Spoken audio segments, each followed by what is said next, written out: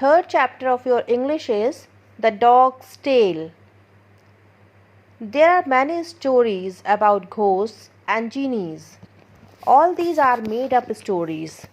So students, there are many kinds of stories about ghosts and genies you might have heard till now. And these stories are actually made up. These are not actual stories. These are our imaginations and based upon our imaginations. ये सच्चे के stories नहीं होती, ये imagination पे based stories होती हैं. Their only purpose is to entertain the readers. इनका सिर्फ पर्पस ये होता है कि जो लोग इनको पढ़ें उनको वो इंटरटेन करे. ये स्टोरी क्या करती है? सिर्फ हमें इंटरटेन करती है, हमारा मनोरंजन करती है. The readers feel surprised at the magical powers of the ghost and genies. और जो रीडर्स होते हैं इन स्टोरीज को जो रीड करते हैं, they are called as readers. So whenever readers read these kinds of stories, they feel surprised. तो वो बहुत surprised हो जाते हैं. About what? About magical powers they have heard and read in the stories of these ghosts and genies. But you should never be afraid of them. लेकिन आपको कभी ऐसे genies से और ghosts से afraid नहीं होना चाहिए, इनसे डरना नहीं चाहिए. Because there are no ghosts or genies. क्योंकि रियल में ना तो ghost होते हैं, ना कोई भूत होते हैं और ना ही जीनीज होते हैं. Here also you will read such a story which you will enjoy. So in this chapter also we are going to read about such kind of genie, but हम enjoy करेंगे इस स्टोरी को. Okay? So now get set. There lived a farmer in a village. So there was a farmer in a village.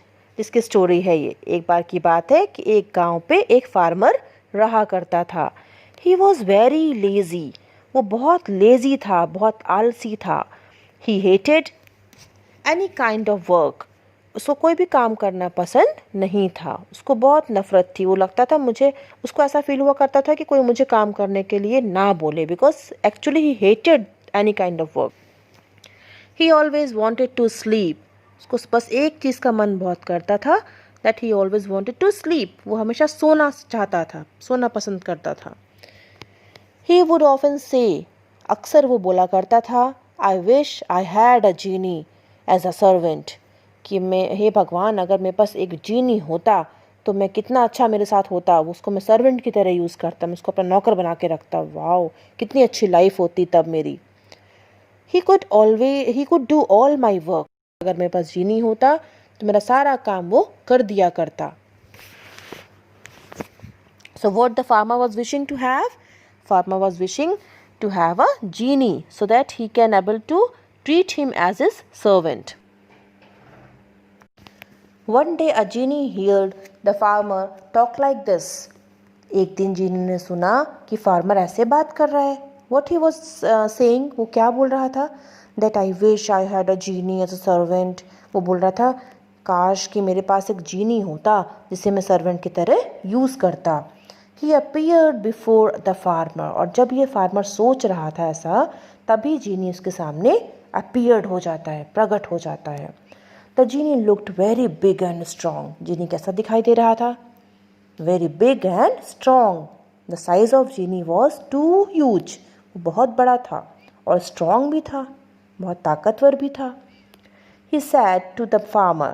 उसने farmer से बोला, master, I will do all your work. मैं तुम्हारा सारा काम कर दूंगा मालिक. आई शैल आस्क फॉर नो वेजेस. और मैं तुमसे कोई भी वेजेस नहीं मांगूंगा, तुमसे कोई सैलरी या फिर तनख्वाह नहीं मांगूंगा. But there is one condition. लेकिन एक कंडीशन है. You must always give me work to do. आपको हमेशा मुझे कोई ना कोई काम करने के लिए देना होगा. When you have no work to give, और जब आपके पास कोई काम नहीं होगा देने के लिए मुझे, I will kill you and eat your flesh. मैं आपको मार डालूंगा, मैं तुम्हें मार डालूंगा और तुम्हें खा लूँगा. The farmer laughed loudly. Farmer जोर से हंसा. How foolish this genie is. उसने बोला कितना मूर्ख है ये जीनी. He said to himself. उसने अपने आप से बोला. He doesn't know how much work I will give him. उसको तो पता ही नहीं है अभी कि मैं इससे कितना काम कराने वाला हूँ. मैं बहुत सारा काम इसको दूंगा. He will get no time to rest or to sleep. इसके पास तो समय ही नहीं बचेगा रेस्ट करने के लिए और स्लीप करने के लिए, सोने के लिए. मैं इसको इतना सारा काम दूंगा. Farmer was thinking like this, farmer ऐसा सोच रहा था. Then he said to the genie, तब उसने जीनी से बोला, all right, you will always have work to do. ठीक है, तुम्हारे पास सदैव कुछ न कुछ काम करने के लिए होगा. Go to my fields and dig a well for मी.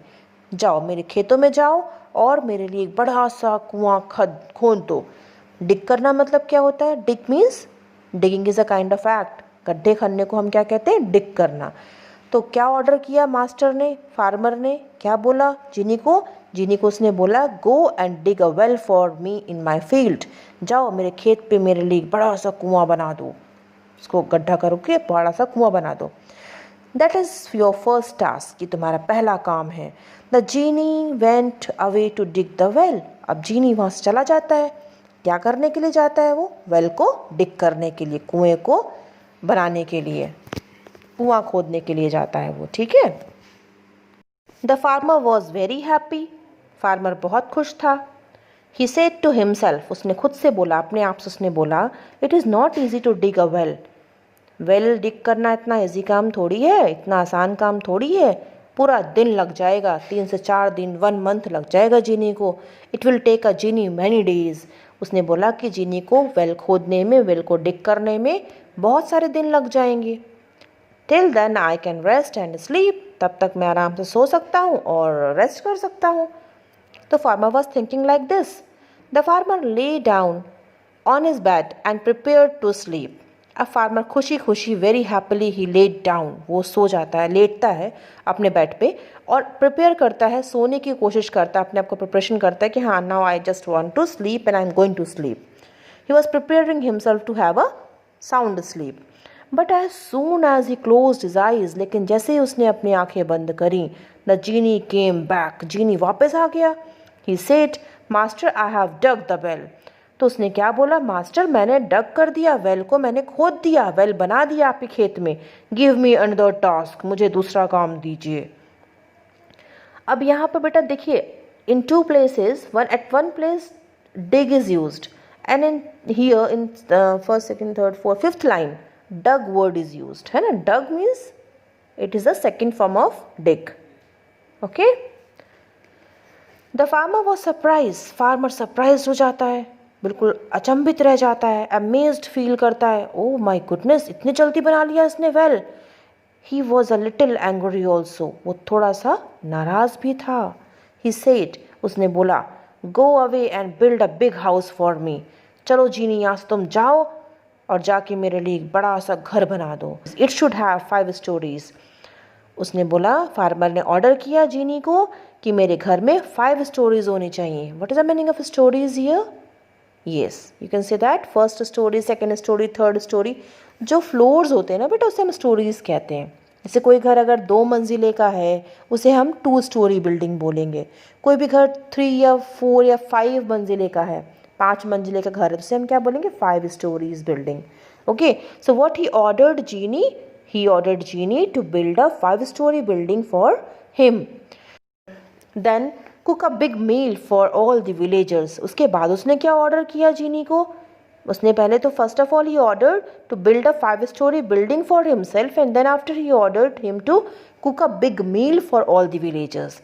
उसने बोला कि उसके बाद जाके पूरे गांव वालों के लिए बड़ी सी मील तैयार करो. What is the meaning of big meal? Food, मतलब कि अच्छा खाना बना दो. किसके लिए? पूरे गांव वालों के लिए, सारे विलेजर्स के लिए तुमको बहुत सारा खाना बनाना है, कुक करना है. उसने ये टास्क दिया जीनी को. ना go away and don't disturb my sleep. फिर उसने ऑर्डर किया, फार्मर ने जीनी को, अब चलो तुम यहाँ से जाओ और मुझे मेरी स्लीप लेने दो, मुझे डिस्टर्ब मत करो. Master I will do all that said the genie. अब जीनी ने बोला कि मास्टर, मालिक, मैं ये सब कर दूंगा. The genie went away and the farmer lay down to sleep. अब जीनी वहाँ से चला जाता है और फार्मर सो जाता है. वो लेटता है सोने के लिए. जैसे ही वो लेटता है, it was not more than half an our. अभी आधे घंटे से ज़्यादा नहीं हुआ था, लगभग आधे घंटे हुए थे. When the genie came back, तभी जीनी वापस आ गया. बिकॉज जीनी था वो, उसके लिए सारा काम बहुत ईजी था. Because he was having magical powers. उसके पास कैसी पावर्स थी? उसके पास मैजिकल पावर्स थी. उसके लिए सारे काम जो थे वो बहुत छोटे छोटे काम थे, बिकॉज मैजिकल पावर से सारे काम वो कर रहा था, उसका फिजिकल लेबर तो इन्वॉल्व हो नहीं रहा था. So he came back within half an hour, आधे घंटे के अंदर वो चला था वापस. He woke the farmer and said, उसने फार्मर को उठाया, उस मालिक को उठाया, अपने मास्टर को उठाया, फार्मर को, और उसने बोला, master the house is built and the big meal is ready. देखो मालिक, तुम्हारा घर मैंने बना दिया, 5 स्टोरी बिल्डिंग मैंने बना दी, और बड़ी सी मील भी रेडी है, खूब सारा खाना भी मैंने रेडी कर दिया है. What is my next task, मेरा अगला काम मुझे बताओ. The farmer was filled with fear. अब फार्मर डरना शुरू कर देता है, उसको बहुत डर लगता है. माई गुडनेस, ये मुझे खा जाएगा मार के अगर इसके पास काम नहीं होगा. एज ई सैड अर्लियर, उसने मुझे पहले ही बोला था कि अगर मेरे पास वर्क नहीं होगा तो मैं तुम्हें मार के खा जाऊँगा. उसने पहले ही मुझे इंडिकेट कर दिया था. अब मेरे पास तो कोई काम नहीं इसको देने के लिए. अब क्या हुआ, farmer was thrilling with fear, वो डर के मारे काँप रहा था. He knew that genie would kill him if he gave him no work. उसको पता था कि जीनी उसको मार डालेगा अगर उसने काम नहीं दिया. Luckily there lived a school master in that village. बहुत भाग्य की बात थी कि उस विलेज के अंदर, उस गांव के अंदर एक स्कूल मास्टर रहा करता था. स्कूल मास्टर बहुत इंटेलिजेंट था. He was a wise man, वो बहुत होशियार आदमी था. The farmer went running to him. Farmer दौड़ते हुए उसके पास जाता है. He told the school master about his problem. उसने स्कूल मास्टर को अपनी प्रॉब्लम के बारे में बताया. The school master thought for some time. School master ने कुछ देर तक सोचा. देन ही सेड, फिर उसने बोला, आई हैव अ डॉग, मेरे पास एक कुत्ता है. Take it to the genie, इसको जीनी के पास लेके जाओ. And ask him to straighten its tail. और उससे बोलो कि वह जो जीनी है, इस कुत्ते की, इस डॉग की टेल को स्ट्रेट करके दिखाए, इसकी पूंछ को सीधा करके दिखाए. The genie was very happy. Genie बहुत खुश हुआ.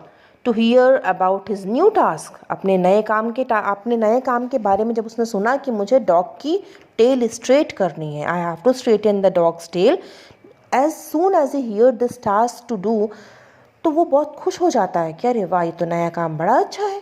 What an easy task. उसने क्या कमेंट किया, उसने कमेंट किया कि कितना ईजी टास्क दिया मुझे मास्टर ने, मुझे मेरे मालिक ने कितना आसान काम दिया. ही सेड टू हिमसेल्फ, उसने खुद से कहा ये. Surely the farmer has no other task for me. निश्चित रूप से फार्मर के पास अब कोई भी काम मेरे लिए नहीं बचा, इसलिए मुझे उसने इतना आसान टास्क दिया है. उसने सोचा जीनी ने, I will finish it in no time. मैं इसे तो बहुत जल्दी फिनिश कर लूँगा, बहुत कम टाइम लगेगा मुझे इस काम को फिनिश करने में. Then I will kill the farmer, उसके बाद मैं फार्मर को मार डालूंगा. एंड ईट हिज फ्लैश, और उसका फ्लैश खा लूँगा, उसका मांस खा जाऊँगा. How tasty the flash of fat master would be. आहा, मज़ा आ जाएगा उसका मांस खा के. कितना मोटा सा है मेरा मालिक, मेरा मास्टर जो मुझे ऑर्डर करता है, उसका मांस मैं खाऊंगा, उसका फ्लैश में खाऊंगा तो मुझे बड़ा मज़ा आएगा. ये this was a thinking of genie. वो सोच रहा था इस तरीके से. The genie pulled the dog's tail straight. Genie ने बहुत ज़ोर से डॉग की टेल को स्ट्रेट किया, खींचा उसने, और उसकी टेल क्या हो गई, स्ट्रेट हो गई थोड़ी देर के लिए. But it curled again when he let it go. लेकिन जैसे ही उस जीनी ने उस डॉग के टेल को छोड़ा तो उसकी टेल फिर से कर्ल हो जाती है, फिर से गोल गोल घूम जाती है, मुड़ जाती है. कर्ल्ड मतलब क्या होता है, what is the meaning of curled? गोल गोल मुड़ जाना. जैसे हम बोलते हैं ना कि इसके बाल करली हैं, द गर्ल और the boy is having curly hair. तो जिसके बाल करली मतलब क्या होता है, हैव अ स्पायरल शेप. किसी भी चीज़ का स्पायरल शेप में होना मतलब कर्ल होना. तो डॉग की टेल भी कैसी होती है, वो बेंट टेल होती है, कर्ल्ड फॉर्म पे होती है ना. तो जैसे ही जीनी ने उसको छोड़ा, डॉग की टेल को छोड़ा, वो फिर से कर्ल्ड हो जाती है, मुड़ जाती है. He pulled the tail again with all his might. फिर उसने अगेन दोबारा उसने पुल किया, खींचा टेल को, अपनी पूरी कोशिश, पूरी हिम्मत उसने लगा दी. But again it curled. लेकिन फिर से उसकी पूंछ कर्ल्ड हो जाती है, फिर से उसकी पूंछ मुड़ जाती है. The genie tried hundreds of times. Genie ने कम से कम 100 टाइम्स ट्राई किया, उसकी टेल को स्ट्रेट करने की कोशिश की. Every time the tail curled in the same way. हर बार टेल पहले जैसे सेम वे पे वो पहले ही तरह कर्ल हो जाया कर रही थी. The genie began to sweat. अब जीनी को पसीना आने लग गया, उसको स्वेटिंग होना स्टार्ट हो जाती है. फ्रॉम हेड टू फुट, उसके पूरे हेड से लेके फुट तक पसीना बहने लग जाता है काम करते करते. Again and again he perform the same task. of straightening the dog's tail, but again and again it got curled. He was so tired, वो बहुत थक गया, and he couldn't try anymore. अब वो आगे कोशिश नहीं कर पा रहा था, उसको खींच नहीं पा रहा था उसके टेल को. At last he left the dog and ran away. अंतिम में उसने डॉग को छोड़ दिया और वहाँ से भाग गया, दौड़ते हुए वहाँ से निकल गया. He never showed himself again in the village. उसने अपना चेहरा, अपने आप को उसने कभी भी विलेज में दोबारा नहीं दिखाया, because he just gave up. उसने उस काम को छोड़ दिया, वो थक गया उस काम से. उसको लगा कि डॉग तो मेरे ज़्यादा पावरफुल है, इसीलिए बार बार अपने टेल को ही कर्ल कर लेता है और मैं से हार गया. So he gave up and ran away from that village and never came back to that village. And that was all about your story.